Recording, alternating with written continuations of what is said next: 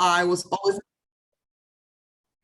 I was, that's cool. I was always intrigued about the policies that define our practice. In many ways, the policies just never met what we were taught in higher ed as sort of the science of early learning, and always being intrigued about who established the policies and have they ever been in the classroom, and why was there such a disalignment between what was happening on the ground and the policies that were being used to define our practice. So as a result, I left the classroom setting and have been sort of on a covert operation for the last a couple of decades to sort of figure out like what is policy making like in the early learning space. So that means I previously worked at sort of the DCPS level or public school system level. We have a superintendent office. I worked there. And I was like, wait a minute, what's happening nationally? Worked for the National Association for the Education of Young Children. And then I don't know why it took me so long to realize that, wait a minute, in a capitalistic society, money has a certain power and influence. And having enjoyed my experience being a recipient of grant funding, decided to try to shake things up and disrupt the system on the philanthropic side. So I'm relatively new to philanthropy. I've been with the Bainham Family Foundation for about 2.5 years. So I'm just going to give you an overview of where we are at the foundation, and I'm going to be very transparent and vulnerable about sort of our lessons learned along the way, because I think those lessons learned and our the knowledge we've gathered can be helpful, but it's only helpful if I can be really transparent and real about our experience. So I'm going to provide a slideshow.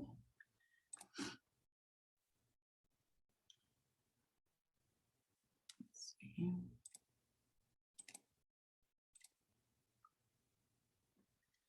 All right, so I'm just going to look back and look forward with you. I'm giving a high-level overview. So the Bainham Family Foundation has been, just to give you some context, has been in Washington, D.C. For more than 50 years. We originally focused on helping students with limited financial resources. That was mostly high school and college completion. In 2015, looking at all of the signs of early childhood, looking at the economic research, looking back to our roots and this sort of moral obligation to helping our community, decided to prioritize early learning. And we did in 2015. I think it's important to acknowledge that the early learning or early childhood, or whatever we're going to call it, early care and education world is a very complex ecosystem. I think that's one thing that's always challenging. You can choose to focus on any one component of this ecosystem, but I think it's important to acknowledge the complexity in many ways, because this is how the families and the young children see it. They don't segment and bifurcate the way we have the luxury of bifurcating and segmenting. So families and young children are navigating all of these entities, all of these practitioners, all of these organizations, all of these governance organizations as well, the government agencies, to meet the needs of the families and young children. So while we recognize the complexity of the ecosystem, in 2015, we explicitly focused on early learning. And I'll say there's sort of two approaches to defining early learning. One is sort of a developmental definition of early learning. My bias as an early educator leans there. It is a distinct stage in human development. It's an interconnected stage. It goes from birth through age 8. So third grade is early learning as much as infants, and my prenatal and perinatal colleagues will say actually it begins even before birth. So that's the science definition of it. But there's a policy definition as well. And the policy definition of early learning or early childhood is like, yeah, it kind of depends on the landscape. And I'll say in 2015, we leaned towards the it depends definition. and focus exclusively on birth through age 5 in the district. And our policy context mattered. In DC, we have publicly funded pre-K for 3 and 4-year-olds. So 73% of our 3-year-olds are in publicly funded pre-K. 84% of our 4-year-olds are already in publicly funded pre-K. Out of those attending publicly funded pre-K, the vast majority, I'll say more than 75% of them, are in public and public charter schools. Very few publicly funded pre-K classrooms are in CBOs, community-based childcare centers. None are in home-based programs. So that means that for multiple reasons, the child care centers and homes in the District of Columbia are essentially responsible for infants and toddler care. So the bulk of infants and toddlers are in child care centers and homes. While we celebrate the fact that we rank #1 nationally for our pre-K enrollment, we also recognize that we rank #1 for the high cost of infant toddler care. Now we can unpack why those two rankings exist. I have my own feelings about the symbiotic relationship between those two. I think they're connected. I think one fed the other. But that's why we decided to focus on birth through age 3, sort of this policy definition of early learning. So we had a myopic goal in 2015 to focus on increasing the availability of high quality seats in the wards of the district where it was most needed.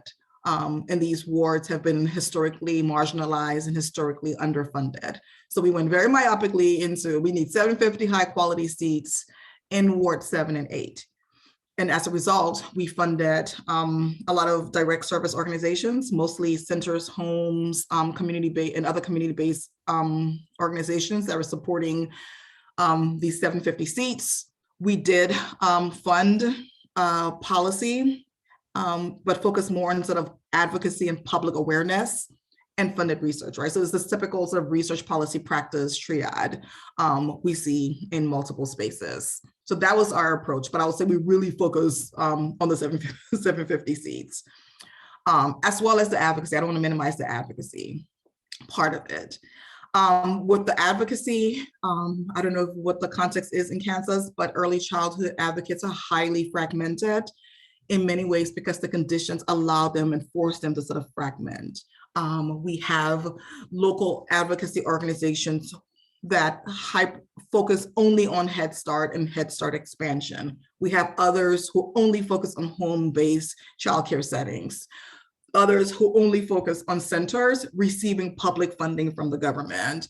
Others who only focus on receiving public funding or skew towards those receiving private funding.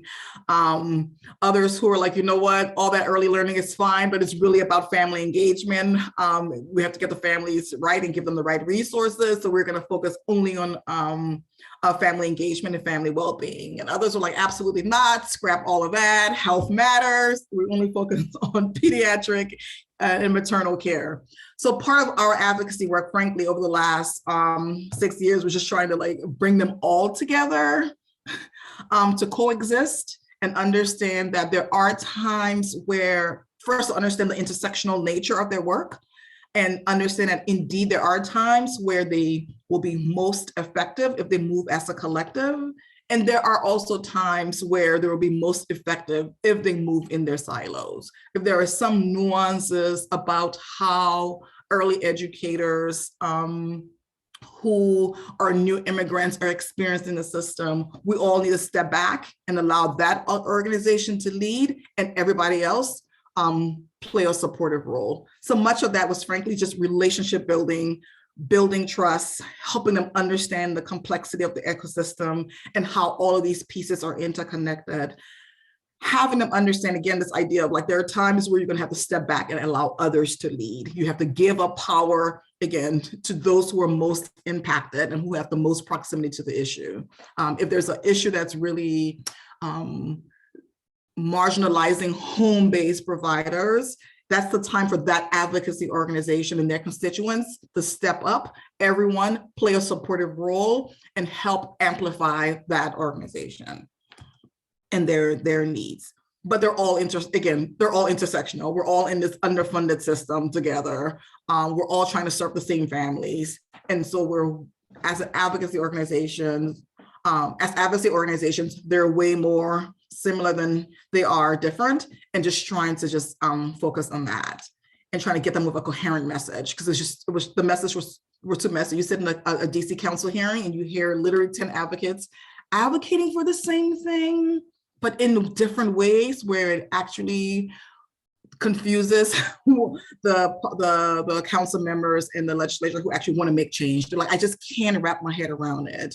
And I always use other industries as an example versus nurses. When they're coming in, it's a coherent message. They're all advocating for the same things. Behind the scenes, they'll have their bifurcation, but if they're advocating for increased pay, better working conditions, it's a clear, coherent message. Whether they work at a university hospital, a community clinic, whether they're providing home-based nursing care, that's relatively irrelevant when they're asking for increased public dollars. And so much of our work there was just relationship building, trying to get them to understand their unique role in the ecosystem and their unique expertise. And of course, we funded some research to guide both direct service partners as well as the advocacy efforts.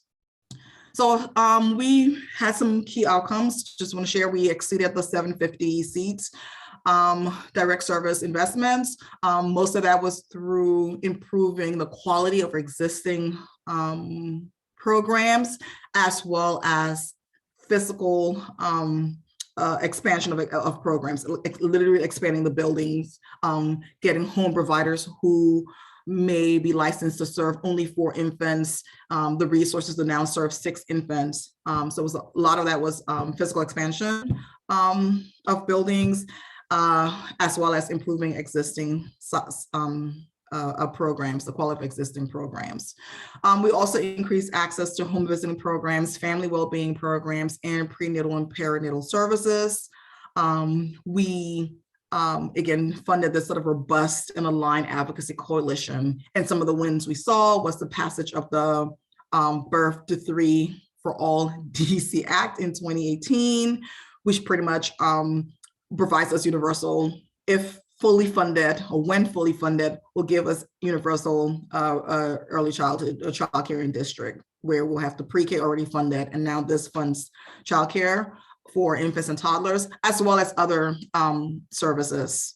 And one of the wins we also saw from this advocacy coalition was paid family and medical leave for private sector workers.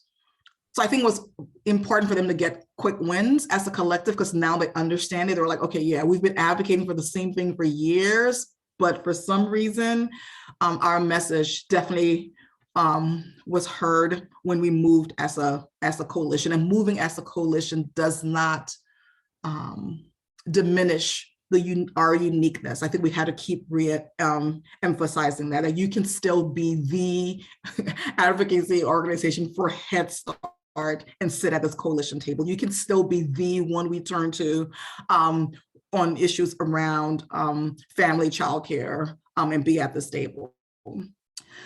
So it sounds relatively easy, but there's lots of lessons learned along the way, and we're still sort of learning and unpacking to shape our next sort of strategic plan for the future. I think one of the things we had to quickly learn is to own our power and role in the ecosystem. We were what I'll describe as passive aggressive. We're like, yeah, we're just in here, we're gonna let the community do their work, but we're gonna give $10 million, but we're not in it at all. We're not making any power plays, but we're definitely going to fund this organization so that they have the capacity to hire 6 community organizers, and we're not going to fund this organization at all. But we're not making any power plays at all. We're not in the system at all. We're not getting our hands dirty in politics at all, or policies. And part of it was just like, no, we're going to have to own our role in the system, who we fund, how we fund, the deliverables we establish, puts us in the ecosystem. And then it's up to us to figure out how we're going to use our power, frankly, when to wield our power and when to yield our power. And I think that's most of the conversation we've been having sort of internally. And part of that also required us to collaborate with the government agencies, and also trying to figure out, when do we wield and yield? When do we say, oh my gosh, government agency, that's where you're headed, that's a priority. That's a priority for us as well. We're actually going to seed that pilot project for you to sustain. And that's an example of sort of supporting the government system. And there are times where we're like, no, actually, based on what our advocates are saying, based on what the families are saying, based on what the childcare providers are saying, we're actually going to join them and help push back against that. And so just, again, knowing when to wield and when to yield. I think one thing we've learned along the way too is, how do we do that in a way that doesn't put the providers in harm's way? It's something that always keeps us up at night. We have the privilege to speak truth to power. There are no significant consequences beyond maybe a PR hit. And we will literally deploy the best PR agencies to help dig us out of it. We have all the resources to sustain it. Whereas to get a home provider who's dependent upon childcare subsidy to stand on a mic in a very vulnerable way and talk truth to power and share their experience they had with the licensing agency, who then can use the same licensing policies with all this ambiguity to potentially pull that person's license. We're like, okay, let's be very careful about how do we use the community's voice, community's agency, that community expertise, but do it in a way where, again, wield and yield. We know when they should be vulnerable enough to be the primary speaker and when we should provide that data in aggregate to protect them. I think we also, another lesson learned is just balancing universal access and targeted needs. In all fairness, in early childhood, much of our advocacy, much of the investments we've received is from a very deficit-based perspective. Let's fund it. It's always a gap. We're funding a gap. Those poor families, they can't have it. They don't have it. Be a Head Start, be a WIC. Like everything we fund in this space just tends to be, it's not strength-based. We're always filling some gap. There's always a deficit-based intervention. Whereas what we're seeing with childcare in particular is that we're all burdened by it, right? Being ranked number one in the cost of infant toddler care doesn't mean that upper income family isn't experiencing the burden. Now, while the burden may be experienced in a different way, I'm not minimizing the need for targeted support and targeted intervention.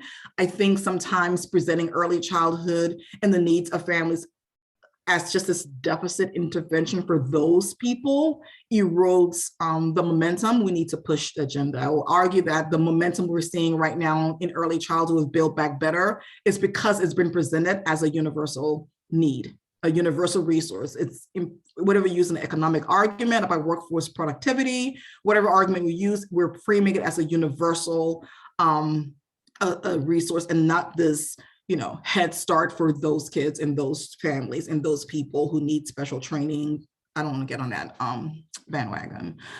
Soapbox, I should say, not bandwagon.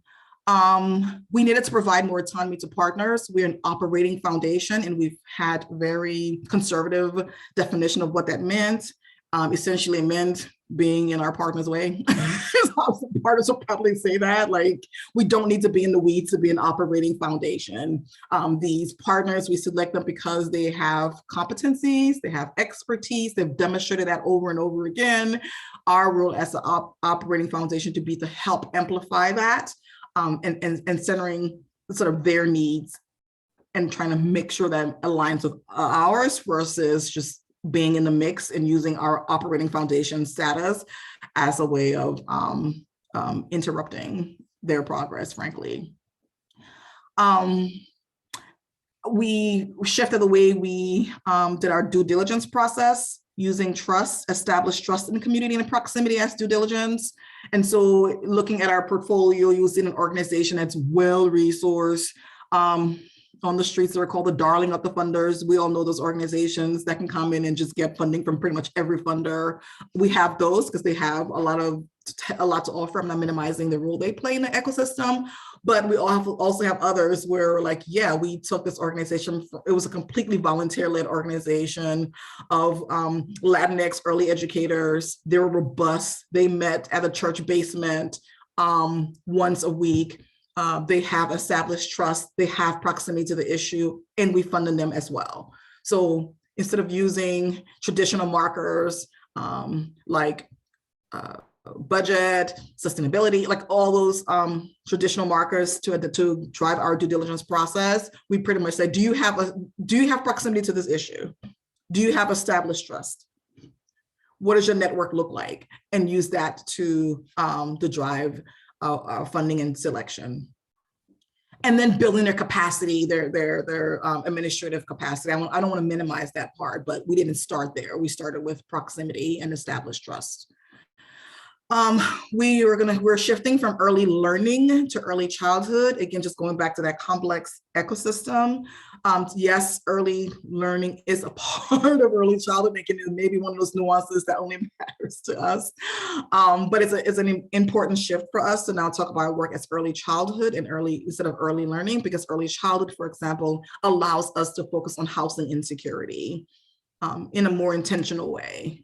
I'm still using the childcare centers as hubs and access points, but it allows us to sort of focus on that. It allows us to think about the intersection between, if we're going to do housing insecurity, should we do housing insecurity for early educators? And so that gives us, again, permission to go beyond the narrow focus on 750 quality seats in childcare centers and homes. We've always focused on naming racism and poverty as the root cause of the barriers our families were experiencing. We just shied away from it, but now we're just more blatant about it. We're naming structural racism and poverty as the root cause of the barriers.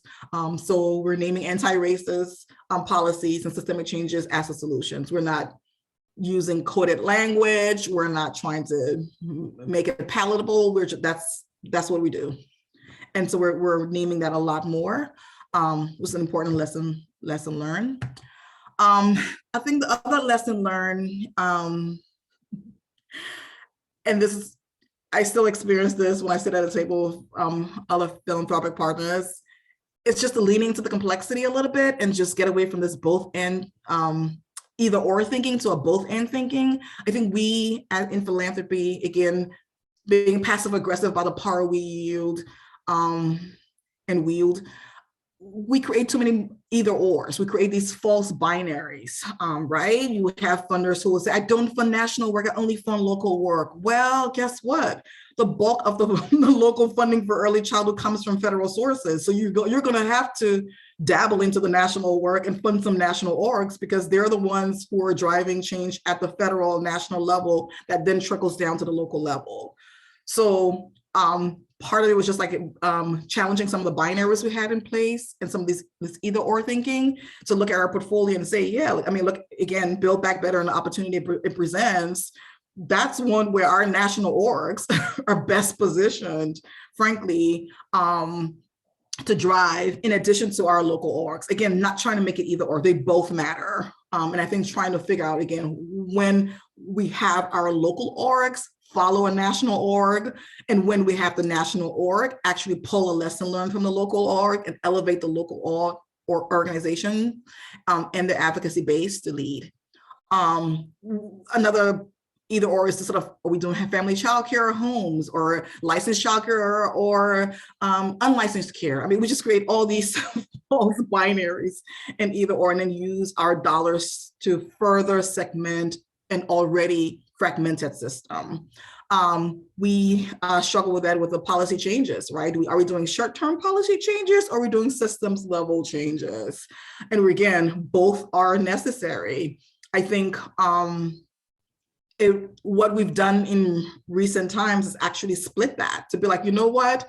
I understand how a home provider sitting in a meeting who's worried about keeping his or her doors open, who's worried about low enrollment, who's worried about how he or she's going to be able to transfer business to the next generation in her family, his or her family, cannot sit in a meeting and suspend all of that and build this magical utopian system. It's just really hard for them to suspend the current world. And frankly, I'll argue and turn a mirror onto myself and say, it's a privilege to be able to do that. It's a privilege to actually say, let's just dream up this imaginary world.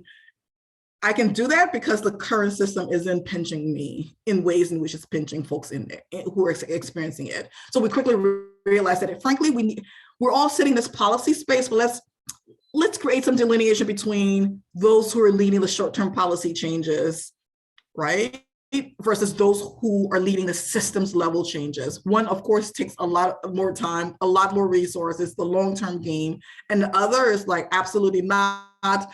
The government just put out a reg. We need to respond to that reg really quickly. That pesky semicolon in that regulation is really holding us back. There's a bureaucracy that's a bottleneck right now at the government agency that's issuing home inspection or building construction inspections right now. And that backlog and bureaucracy means that the big hotels are coming in and getting access and getting inspections at a faster pace than the home provider who literally just wants to expand to serve an additional 2 infants. So we had to split them a bit and say, okay, there is room and space for short-term policy changes that are pinching you guys right now. This is the table you go and that gets prioritized, but we need billions in the system. And we need you at this table as well. So it's not like 2 separate tables, they overlap and intersect, but there's a time and place where we also have you guys suspend, your current issues and challenges to have a systems level conversation to build a system we want in 5 years. And so where that's also led, well, I'll talk about that later. And what we've also done, again, in this bifurcation is sort of this idea of, these are the policy gurus and these are the practitioners. We're like, nope, you guys are one and the same. I will argue that some of the wins they've had is because they've had the practitioner leading the policy agenda.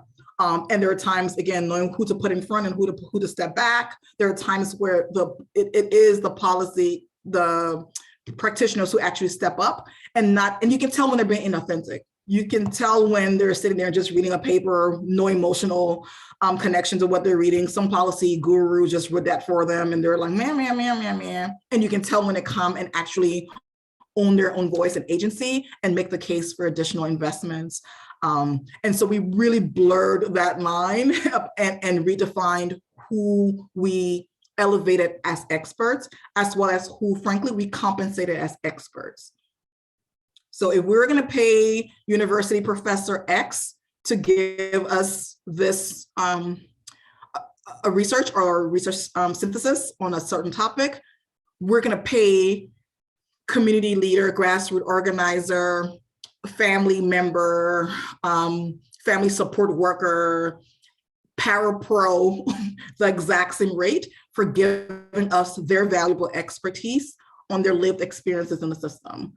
And again, this is where I say we have power and we need to know when to yield and wield our power. And I'll say by doing that, others also follow suit. And it's kind of interesting to see who gets called to meetings, who get assigned to task force. Those will be individuals who are now sitting at those tables and being seen as others, by others as the experts. And I'm gonna be egotistical about this, we're defined by us as the experts. We give them the platform, we call them the experts and everyone else followed. Again, sort of connecting to this short-term versus long-term, advocacy, public awareness, being afraid of touching that lobby line. It was clear that lobbying was necessary as part of the toolkit. And so we created a sister organization. We just launched that organization. And so we put all of our partners who focus on systems level change into that portfolio.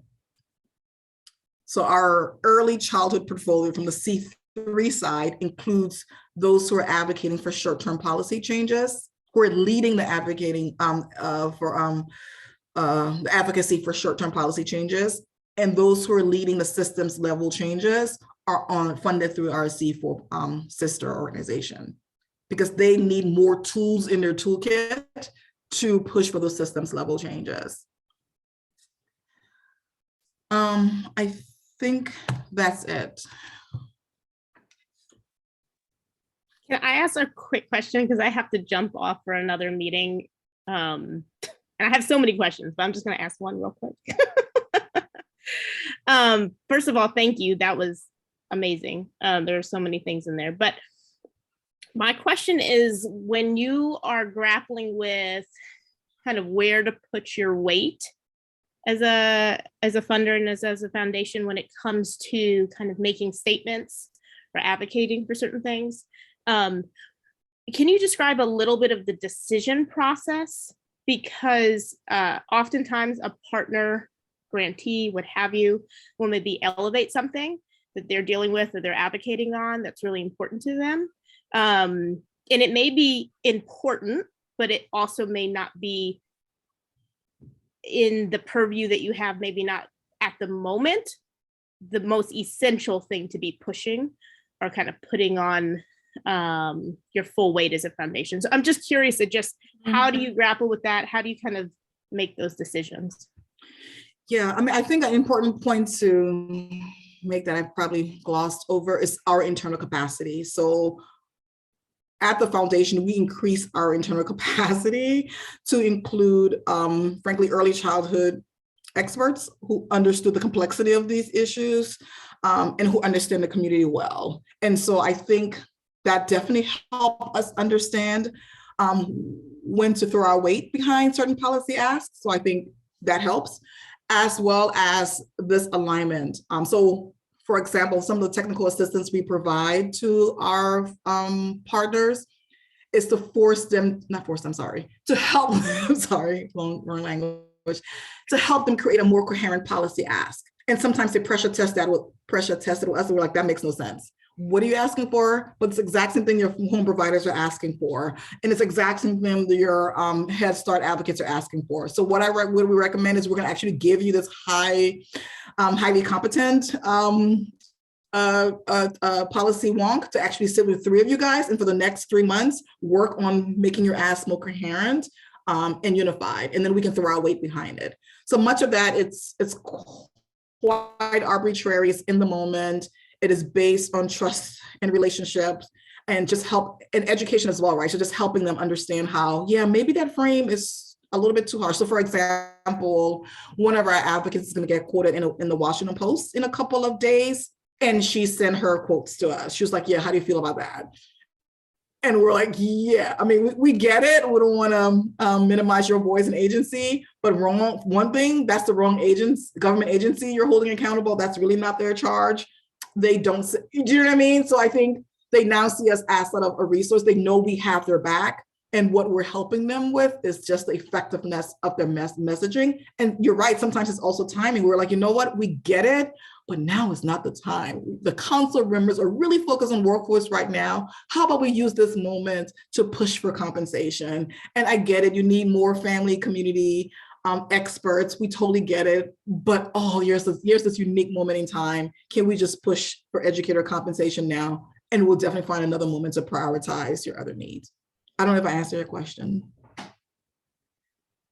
Yeah, but it's a dynamic process. Yeah.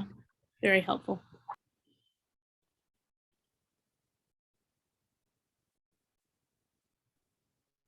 Other questions, guys? I have a question for you, Marika. For I think many of us, as we're kind of like in the early stages of our journey in figuring out if this is the right work for our foundation, or maybe some of us are already there, but the next step will really be to develop an approach that we might use to move our work forward in this space. And so as the Bainham Family Foundation got into this work, or even as you kind of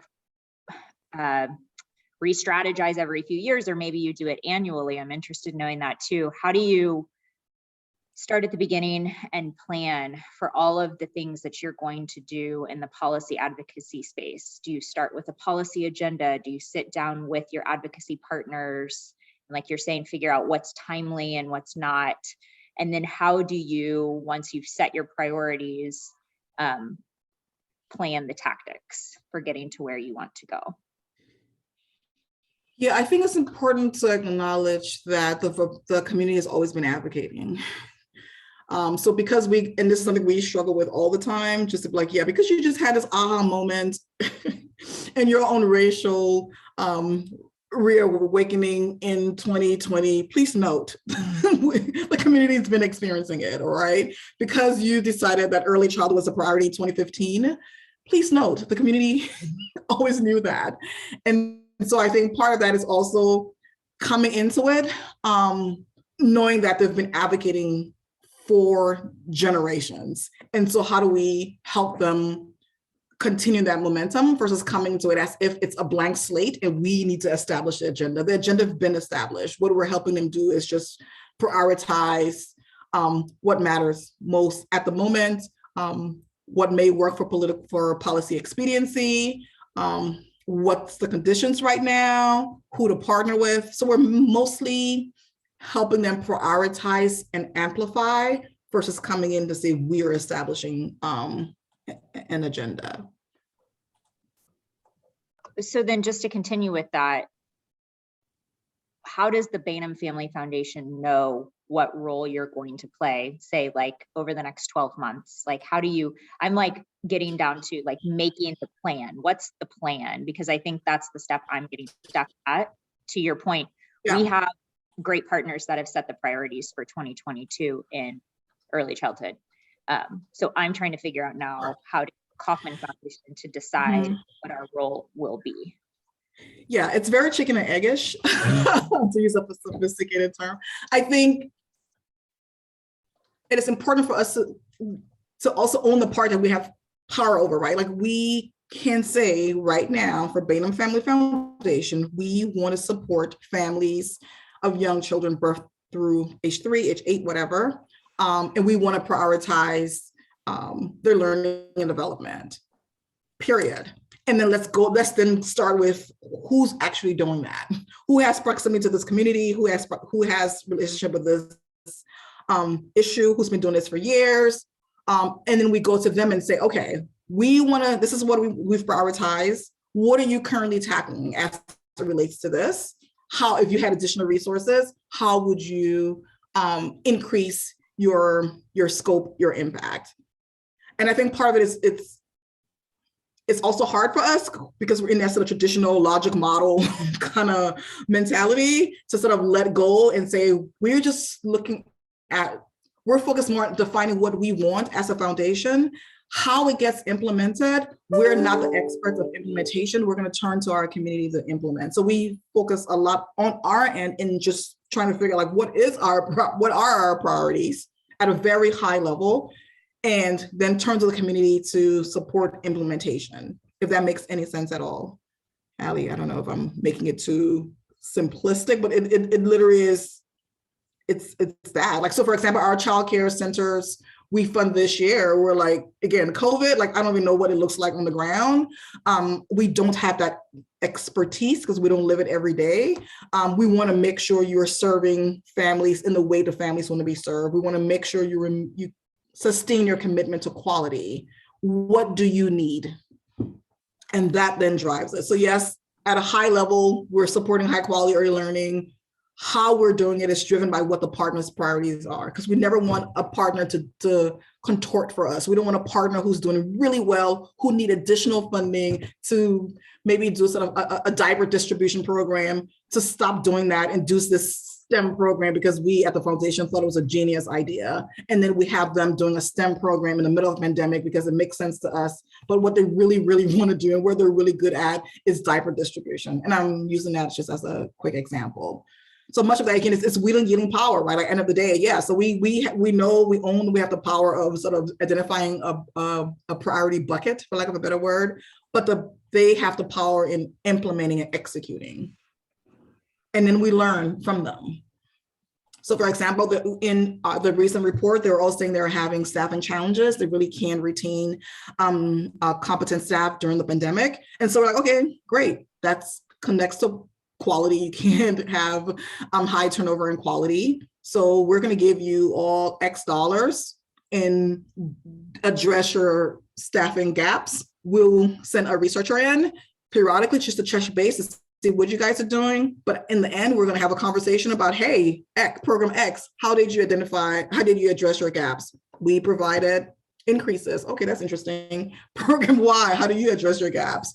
We provided more leave time, or we redid our staffing schedule for the week, or do you know what I mean? So I'm trying to figure out like where to provide flexibility is really important, and redefining expertise and saying you are the experts in implementation.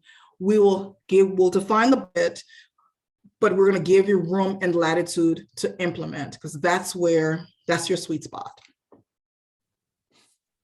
Sean, do you have a question? I do, thanks. And I'm just curious, do you find that there's alignment between community members who are consumers of early childhood care and then those who are providers? Like, are the priorities aligned between those two groups generally, or are there places where they maybe are on opposite sides of issues? Meaning sort of families, for example, and educators or administrators? Yeah, so we're seeing an interesting alignment. Also, we haven't done a good job of bringing families into the fold. One project we're working on right now because of that, John, is reimagining. Placeholder name, I know we're all sick of reimagining, but and building back better. Placeholder title, but we are actually leading, exactly. We're leading a user-centered design project now where we're bringing educators, families, and administrators into a safe space without the foundation being present, with user-centered design specialists, and saying, explain your current journey to these guys, the user-centered design scientists. And if you had the magic wand to fix it, what would a journey look like? And I think in that process, they've all seen that, oh, we all have the same issue, right? So on one hand, the family is like, yeah, I hate being dinged for picking up my kid 1 minute late because of the train system being late. And the center is saying, yeah, but let me tell you why I have to charge you an exorbitant fee for being 1 minute late.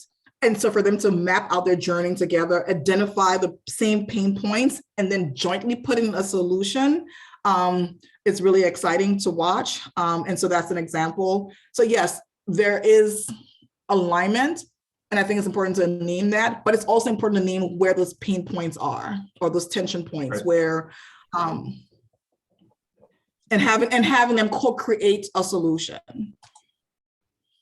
All right, that's awesome. Thank you. Mm-hmm.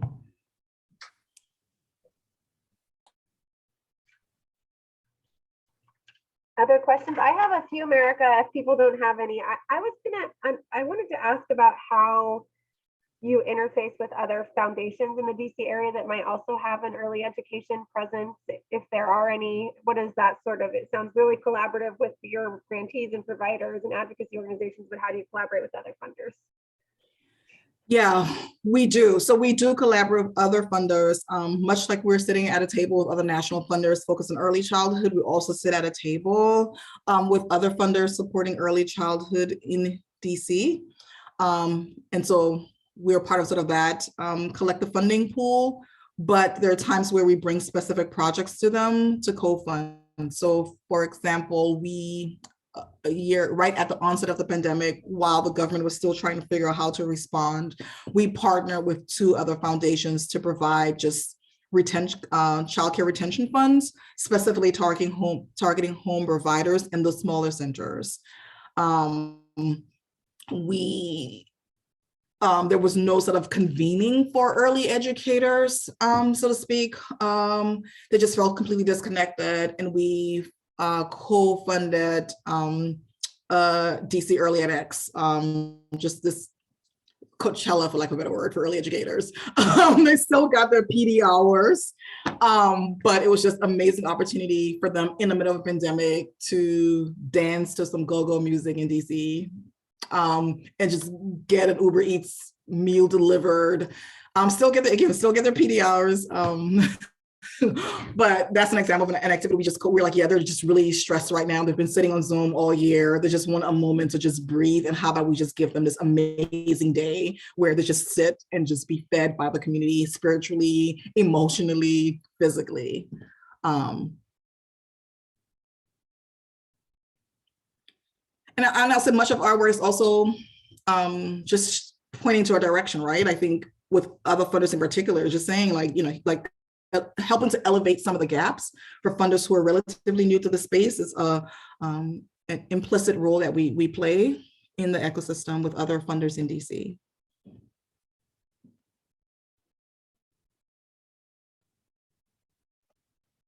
I have a question about launching the C4 that you talked about to do your lobbying work.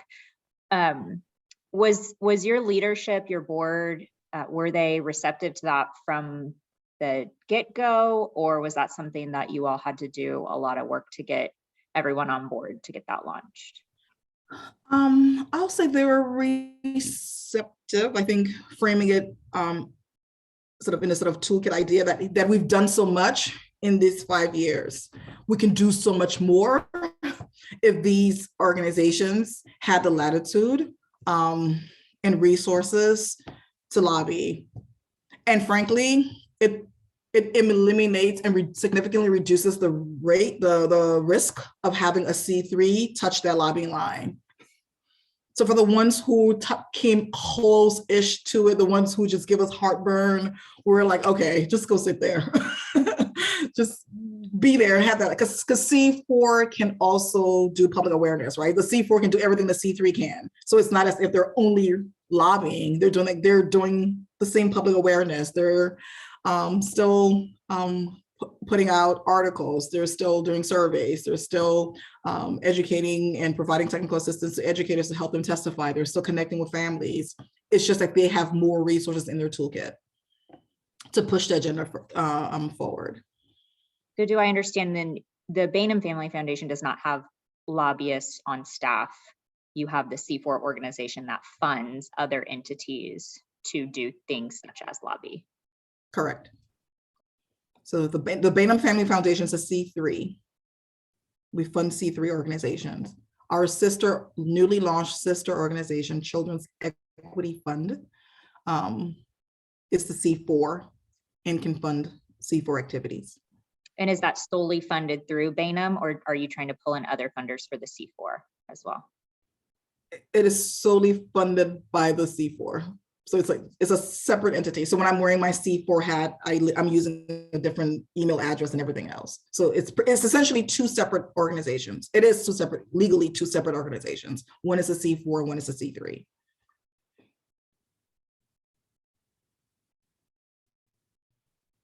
Erica, I'm curious if you could talk about, because I think one of the big, especially when I hear operating foundation, in my mind, I start thinking of, you have a lobbyist and you have a big communications presence, but it sounds like to me like Bainham is more a behind the scenes kind of player amongst advocates and providers. Is that accurate? Like, I guess, can you talk to me about what the communications end of this looks like for Bainham? How publicly you are with policymakers or with the general public about the work that you guys are doing? Yeah, and I'll say it's fluctuated. We've been quite behind the scenes, and frankly, I think that doesn't work. Again, it's this sort of passive aggressive humility. I'm like, you don't drop 10 million in a small district and sit behind the scenes and not have a perspective to share. And so in many ways, we're vocal when we need to be, and it's typically to reinforce the needs shared by our community. But we focus mostly on building and boosting their capacity to do so. So for example, because of this collective advocacy and clarity of message, the DC Council recently allocated 54 million exclusively for educator compensation and nothing else. And next year, that pot grows to 73 million. And so we're not front and center we helped on the back end to make sure they all had the capacity lead. And again, that's a really good example of where in the past, we would have had the more well-resourced, popular advocacy organizations in the front, and a few providers just like being scooted into the front of the room to say, hey, now come testify. Here's what you say, and now go back to your classroom. Whereas for the educator compensation piece, they all were funded to sit at that table. So no one sits at that table. No one gets called upon to testify. No one gets called upon to put a quote in the newspaper without being funded to do so. And so, again, that means the mom pop advocacy organizations that funders would be like, absolutely not. You don't even have a full-time staff. They're at that table. And I would argue that was the secret sauce. They all collectively owned it. And they're all paid to be there and had the resources to be there. So they weren't trying to like, you know, have a substitute teacher and then run downtown. It wasn't. So I think just even situating the table in that way is really helpful. And we did a lot of recalibration to figure who gets what at that table.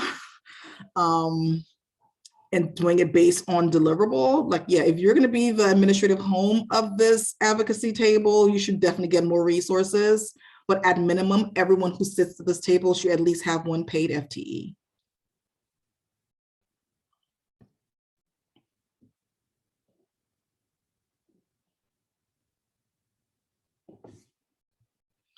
I mean, policy is messy. I mean, I will say that's, God bless the Bain Family Foundation executive team and board, because it's messy. It's messy, it's agile. It's a lot of invisible labor. Everybody, the mama has our text, our personal cell phone numbers.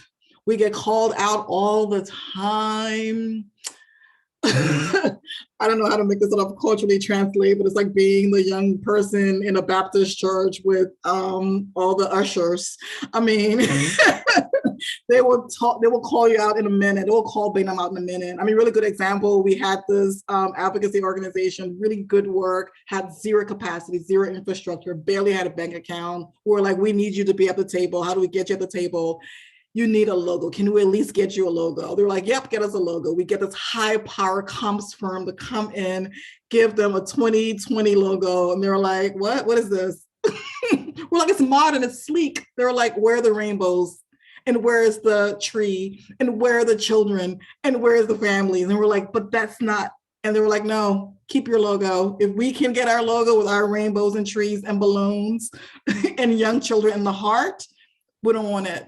So, and it sounds relatively simple, but that was a big issue, right? To have this sort of comms firm saying, well, here's the trend, and you use this palette of blue and not 6 different palettes of blue. And to say, no, at the end of the day, they want rainbows and the heart and the house and the tree and the young child. You're gonna have to squeeze it in somehow and give them the logo they want. But that was just a moment where it was just like, yeah, I can see, in any other context, they would have just accepted the logo as is and said, well, the funders paid for it. But in this context, they're like, ew. Where's our clip art? We want our logo to look like a clip art from the 90s. Thank you very much. Erica, will you send us that logo? I want to see it. I can imagine it. I'm almost imagining it like crayon drawn by a child. Yeah, all of it. Oh, but again, that all helps with the relationship building, right? The fact that they can call us out on it and be like, no, thanks, your money, like, yeah, we like when you can wield your power, but wield your power, but now in this way, like, we're gonna push back and just creating that space. And there are times where, frankly, we're like, did we just like flatten the hierarchy a little bit too much here? Because but the outcome is I think it's more powerful because of that authentic, vulnerable relationship we have with them. And they know we have their backs 100% and can tell them difficult things. To Hallie's point, or I'm sorry, maybe it was Kelly, I'm not sure who mentioned it, this idea of how do we figure out what to prioritize so we can have the difficult conversation with them and saying, you know what, don't throw your childcare centers under the bus to advocate for home-based childcare. Like, you guys can both exist in the ecosystem. That language was just not the right language to use. You can't say your homes are more have more high quality practices and centers and therefore should be funded. Like you just can't say that. That's fascinating. All right, Merica, I promised you you'd be done at 10:15, and I will can't keep to it because it sounds like you have about 1 million relationships to attend to in any given day. Thank you so much, very much for being here. Absolutely. It's really great. Appreciate it. Thank you. And folks on the Kansas City end, we have a break until 10:30. So feel free to hop off video and I'm going to refresh my coffee, go take a couple COVID tests, whatever you got to do in the next 15 minutes, and we'll be back at 10:30. Okay. See you guys soon.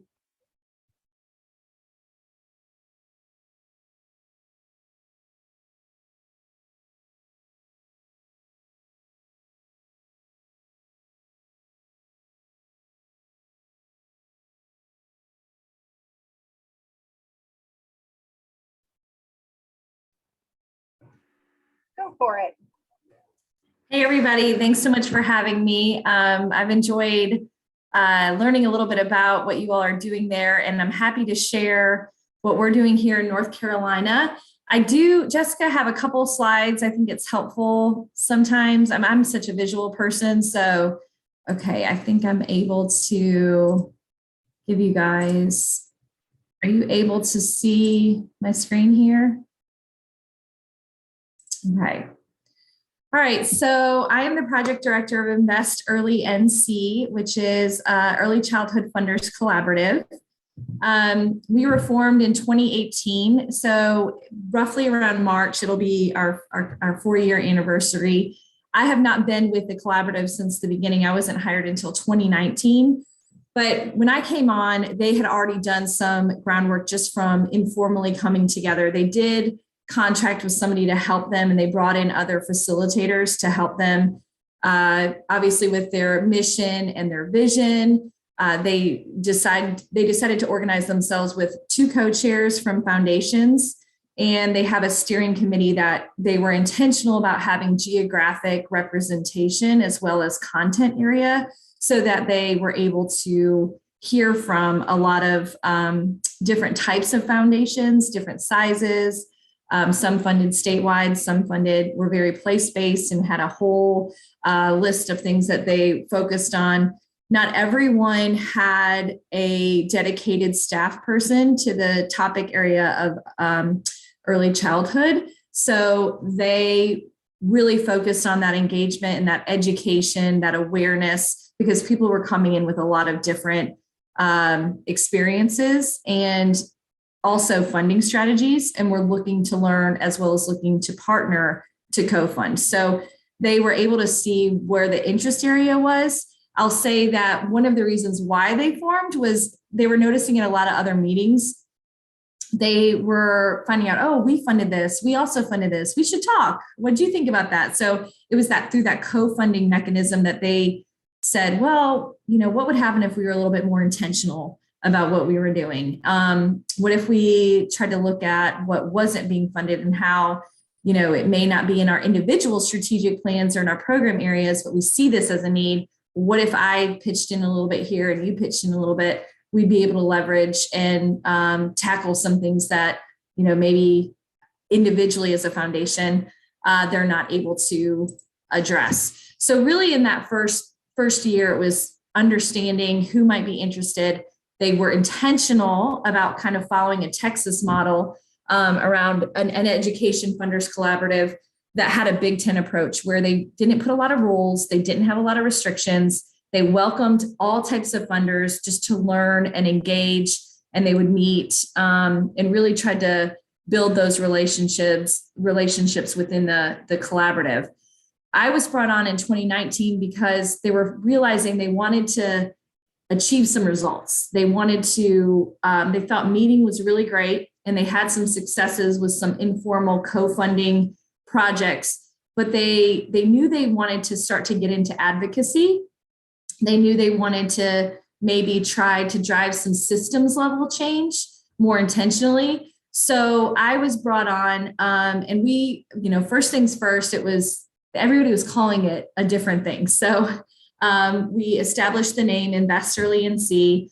We designed a logo. And with a Big Ten approach, the challenge was, whose voices are you listening to? When do you decide that you've made the decision and can proceed?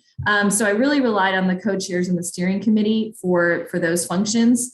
The theory of change, I did a listening tour with the co-chairs and got feedback from the steering committee. And we were able to design and identify those, core components in the theory of change so that we could start to formalize and operationalize a plan.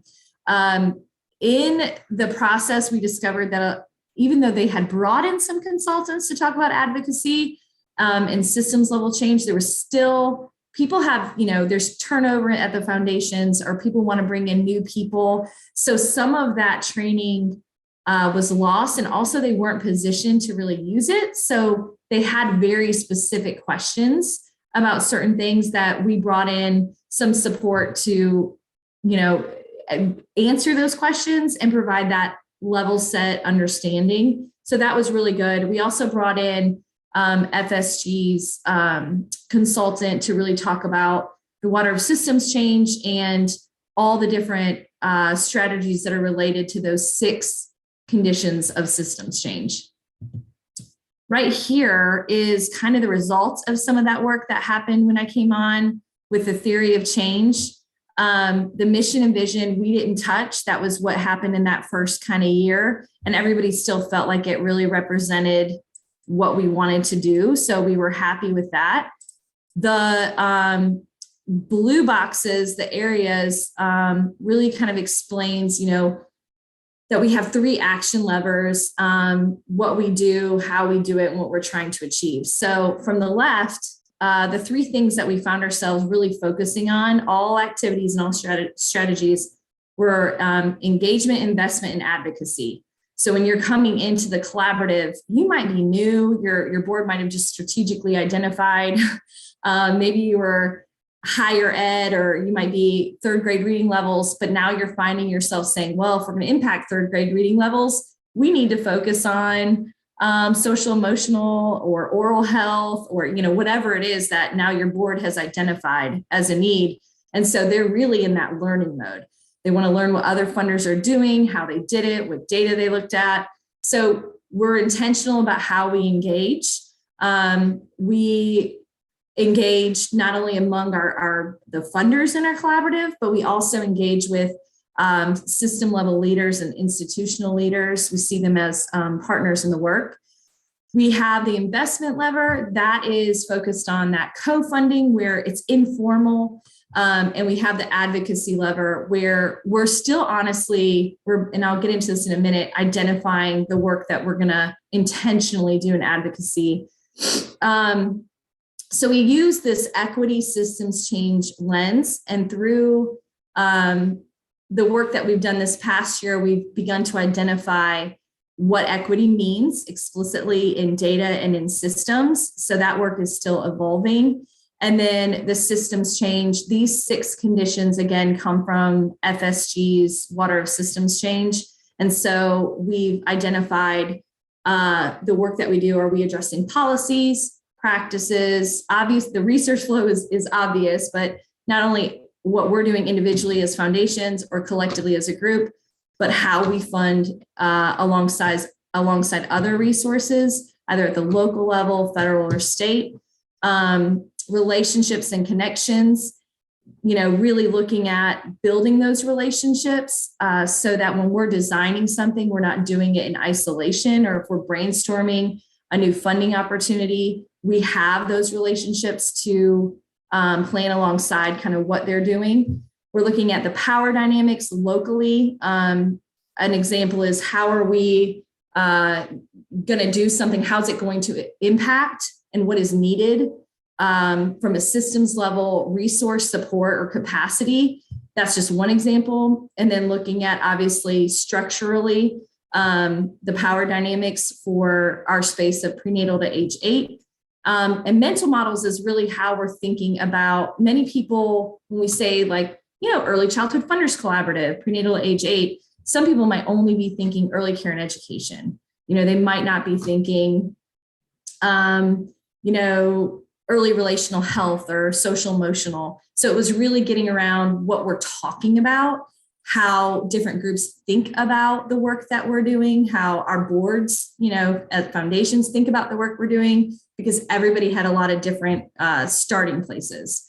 So our short and long-term kind of strategies, in the short term for engagement, we do these learning sessions. So we're bringing in the experts. We're talking to, if we need to, highlighting and elevating those caregiver experiences and practitioners, and then talking at funders either at the national level, other like yourselves, other funders, what they're doing, and then funders within our state, not only in our collaborative, but if there's a group of only, education funders or health funders.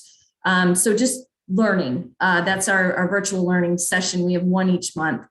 Co-funding has been the reason why we formed, that informal co-funding, but then we're looking to do the pooled funding, which requires more formalization and structure. We didn't guess that, we tried to do it, and that was the feedback from the funders that if they are going to contribute, they need to have like a budget and what data, they need to present it to their board. So we had to kind of formalize around that. And then leading and supporting advocacy. So we wanted to be intentional in our theory of change. When people are deciding to formally join our collaborative, even though we're not right now positioned and ready to lead in advocacy or even make co-funding grants together for advocacy, we were intentional about putting it in our theory of change. So that's really right now about that building awareness and understanding what that family voice means, along with like shifting that mental model of that experience, and possibly, commissioning research to support our advocacy agenda or, to learn from and then drive our advocacy agenda. We were lucky in North Carolina. There had been a lot of work done in our state to basically get the data and get our arms around. As a state, the DHHS, Department of Health and Human Services, created the Early Childhood Action Plan. So we decided rather than recreating the wheel, we were just going to align ourselves with this action plan. And this was also built on the North Carolina Pathways to Grade Level Reading goals. And so it was built on that and expanded. And there's 3 data areas that are in this report. So learning and ready to succeed, safe and nurtured, and healthy. And there's already identified strategies and data points in this plan. So it's becoming right now the work of the prioritization. Around advocacy, the Hunt Institute had been working with our local, there's like a mentorship program, and they were working to build up an early childhood caucus in our state. And there was some interest. And since I started, they were talking about it. Now they've actually launched it. They have a chair. COVID has, like everything, kind of slowed everything down or derailed plans. But they did have a meeting, and they do invite that out. So they have some closed meetings, and then they have some broader kind of like Facebook Live type meetings that they'll share. We in 2022, this year, we decided, we're going to need to get going on standing up this pooled fund. And so in order to do that, we commissioned a report with Child Trends, and we're looking at the system change data indicators. So lots of reports in North Carolina, lots of data points. And as funders internally, we wanted to understand where there was overlap and where there were gaps, so we could add value with our pooled fund or fill the gaps if there were some. And so we're looking at, yes, what program level data is there, but really what system level data is there to drive the outcomes. And then we also have a piece of fiscal mapping. A lot of the fiscal mapping in our state was siloed, where it was either like home visitation and parenting education, or like maybe a child care, early care and education type, just funding, or maybe some health funding. So we wanted all of that in one place, federal to state. And our state, in the process of doing this, redesigned a child welfare some of their funding streams. So we had to ask them to update that and give us some narrative on what funding streams are used differently in different states. And so they're adding some of that narrative on right now so we can better learn opportunities about how we fund alongside these existing funding streams.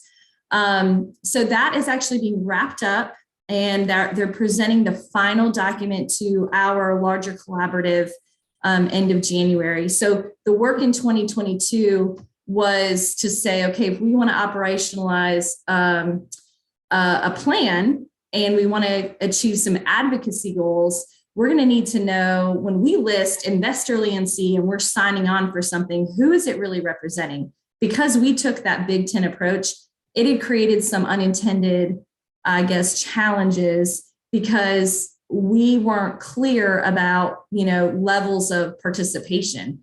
So we really kind of, addressed that this past year. We said, okay, it was very informal. Anyone could contribute. We recommended $5,000 to contribute towards the coordination of the collaborative through the project director position and meetings and supplies in that way. But, people gave or didn't give, and they could come to meetings still. So what we were saying was, if you want to be part of our quarterly meetings, if you want to be part of those virtual learning sessions, if you want to be part of co-funding and really help us operationalize our theory of change, when you contribute, you are a member of our collaborative, and those are the things that you will be able to participate in.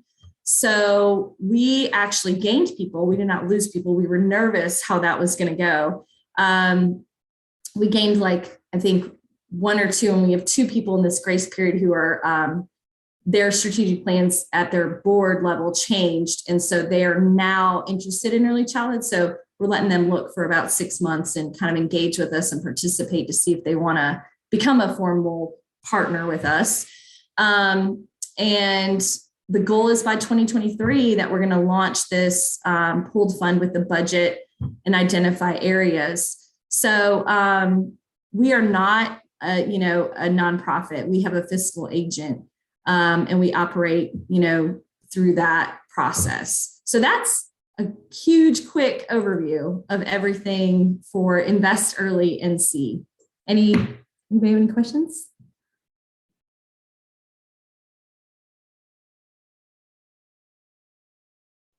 Questions here, guys. I imagine parts of this sound familiar from the trajectory of the Kansas City Collaborative.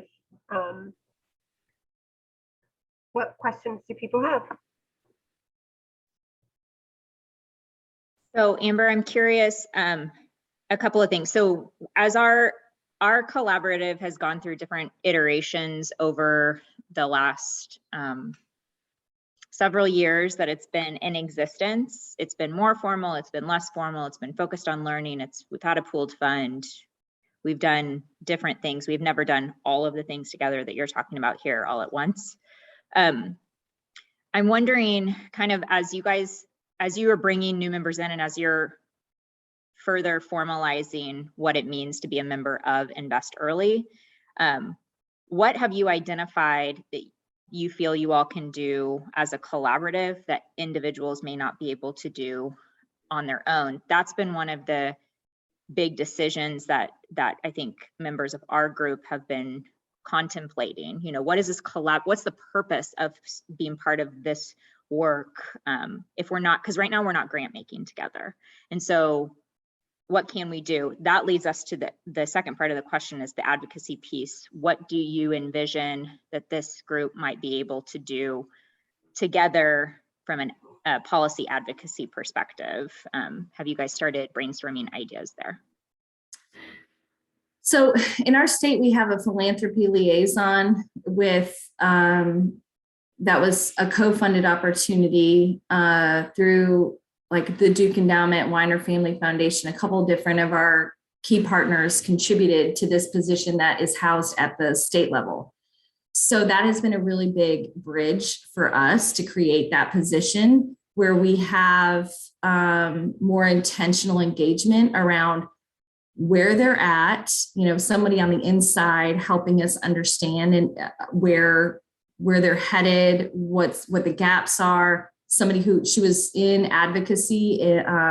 She was with Z. Smith Reynolds Foundation, and she did a lot of public kind of advocacy and policy work within their foundation, and she knew a lot of the funders. So that was a really great fit because she could, represent and talk to on behalf of that philanthropy sector.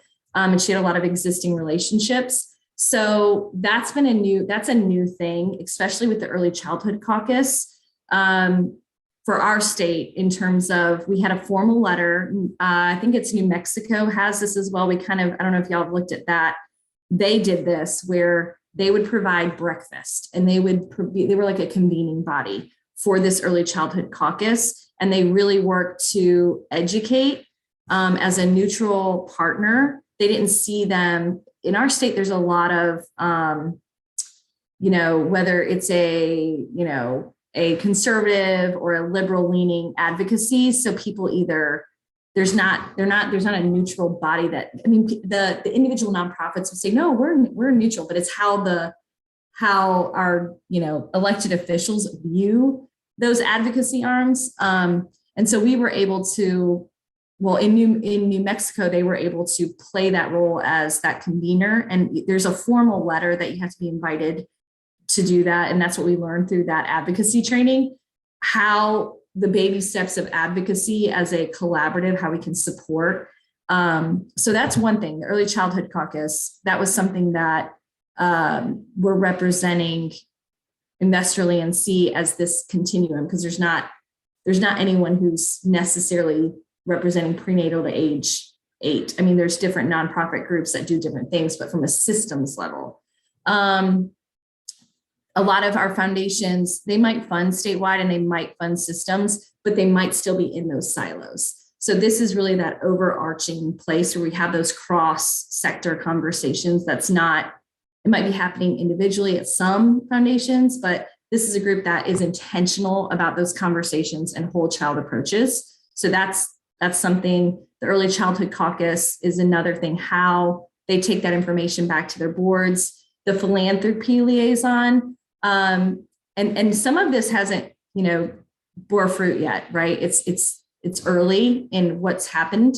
And so our plan is, when we did that child trend study, we had the philanthropy liaison participate on our collaborative advisory team. And then she was actually taking those fiscal maps to our different departments to identify those fiscal maps. And without that, that would not have happened. I mean, some people have relationships, some people don't, but to really look at what we were doing, and through that relationship, it was helpful. They're also understanding now where we're headed, that as a group, we do want to find what are we doing? Like, what is the actionable area in the space that we can, like I said, we keep saying it, add value and fill gaps. And so we're getting through that report and through those positions in the Early Childhood Caucus and the philanthropy liaison, really relying on those partnerships to say, what are some gaps that you have based on these system level data indicators? If it's health, around maybe like coordination or, whatever it might be. And we're, again, that final report and the summary will be out in the end of January. But what ideas do you have for our group? And actually, that's been an exciting conversation to have, because they were saying, well, we were really thinking about this, but we needed some seed funding. And what are y'all thinking? And I'm like, if it addresses these data points and it's filling a system level gap of process, resource flow, whatever it might be, that's something we can do. Another thing that we're finding is a lot of communities, especially with the government, like the ARPA funding that's coming down, local level decisions and nonprofits, we created in that fiscal map a local community level matrix for them to have community level conversations to identify where their funding might be coming in locally, to have a conversation. And they said, we don't have the capacity to do this. We know there's certain counties in our state that are in need more than others for capacity support at the county level, leadership and governmental level. And so we're talking about, well, wouldn't that be great in our pooled fund where they could apply to get support to be able to map their funds, to be able to make local decisions and leverage or merge or whatever. So we're really in a, I mean, if we talked in 6 months where we'll be, I can't tell you, but where we're at right now, those are the things that are exciting me that weren't happening without the collaborative. Does that answer your question? Yeah, and just one quick follow-up, if you know the answer to this, with the members that you have on board, do you know how many of them are of your members traditionally fund just like locally versus statewide, but they're joining into this statewide group? So that's a great question. And now I'm excited now that I know who our group is, because before it felt overwhelming when we had 40.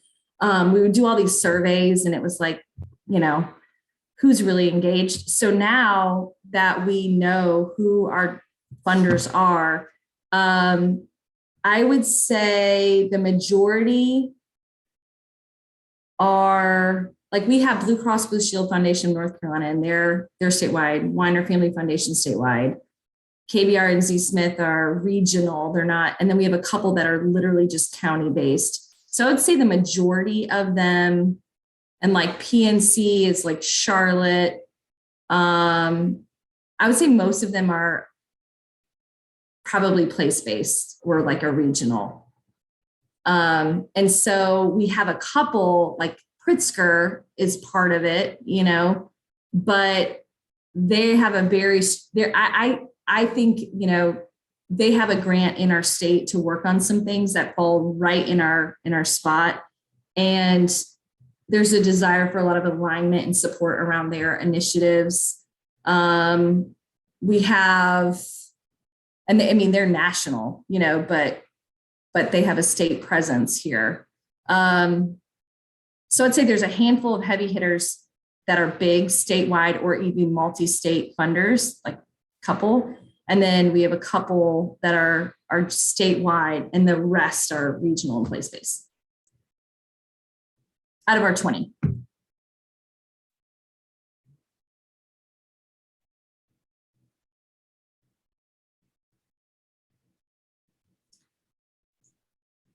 Other questions? But I will say too, one thing that we heard, and I'm interested with the pooled fund that you guys had, there's some foundations where their decision-making wasn't happening in line with these co-funding opportunities. So they were missing out on the opportunity to contribute. So that was some of their desire to have that pooled fund based on, they weren't limber enough to make those decisions when those co-funding opportunities were coming up, but they really wanted to have an impact, or they wanted to contribute. Whoever was at the table, that was the feedback. And so actually the pool fund was really brought up on behalf of some of the foundations saying, we'd love to have an impact in this area, but it's not really working out with the way we're structured. So if you had something that was a little more intentional that I could take to the board and say, this is how decisions are going to be made. This is the data they're using. This is the areas that they're going to impact. Here's their budget. Can we contribute? And we will be part of these funding strategies to have this impact, and for us to be making an impact that will relate back to our community. We'd love to participate in that. So they were participating in the engagement, but they felt like they were not able to participate in those pop-up co-funding opportunities. So that's another benefit of that pooled fund. And then the advocacy, there's some people in our group who are intentional and they want to do it. They want to be part of this bigger funder advocacy group, and other people, that's kind of a stretch. They're going to have to bring their board along to be intentional about that. So we're going to think of other ways. They want to sign on. Like they said, okay, we want to be part of this. We agree to your theory of change. We want to sign on. But then when it came okay, here's an opportunity. It fits with our theory of change. It's best practice, whatever it was.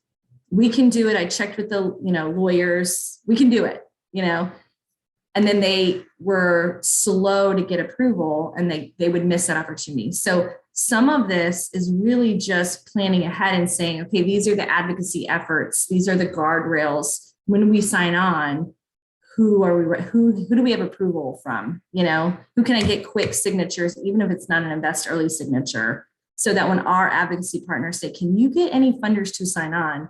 We're better, we're less clunky, we're quicker to act.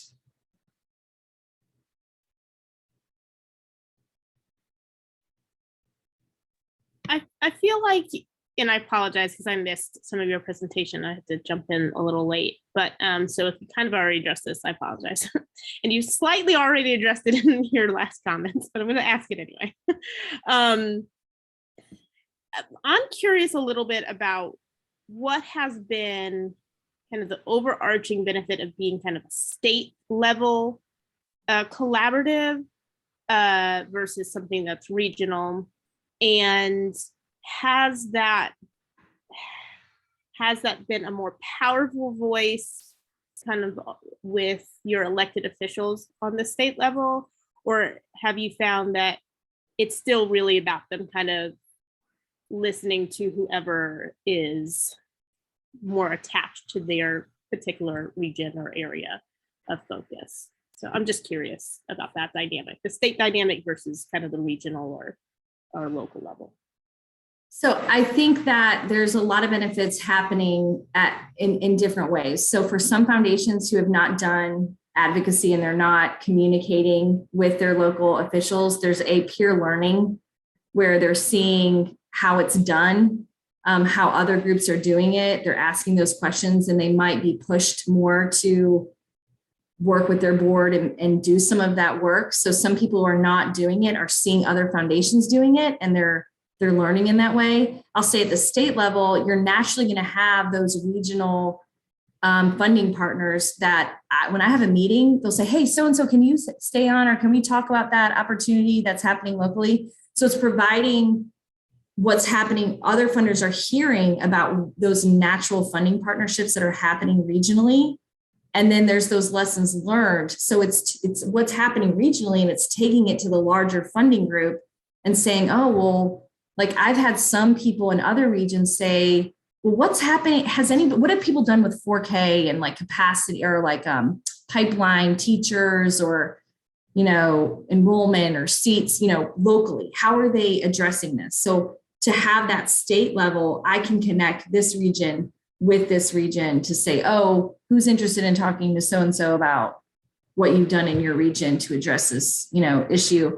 So there's been some of that engagement level, just coordination.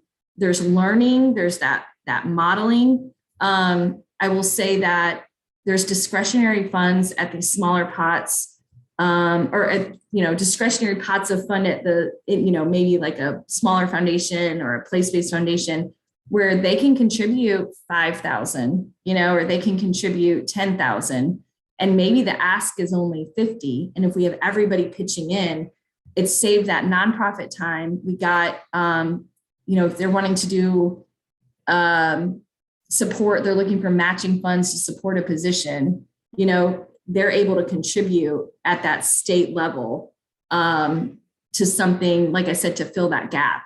Whereas, to have that co-funding opportunity come before that group, it's really it's sped things up and the work has been happening. I will say that, there still has been a reaction to, people still have their relationships and they're still updating us. And I had this individual conversation with this elected official, but they're bringing that back. And then you have some of these other groups that are saying, well, what about this? And who do I contact? So there's been a lot of just updates and peer learning and creating that kind of funder only space to have those discussions. Or what do you really think? What's the real story behind this group that's meeting, and they can kind of get at some of that. And it speeds up. I think it improves local funding too, when they're seeing kind of what's happening. I think it's making, I know, especially with all the changes that we've had with being more intentional about diversity, equity, community voice. I think it's pushed some of our other foundations to, not that they were going to ignore it or anything, but just strategies on how they're doing it, how they're being intentional, how they're changing their grant making.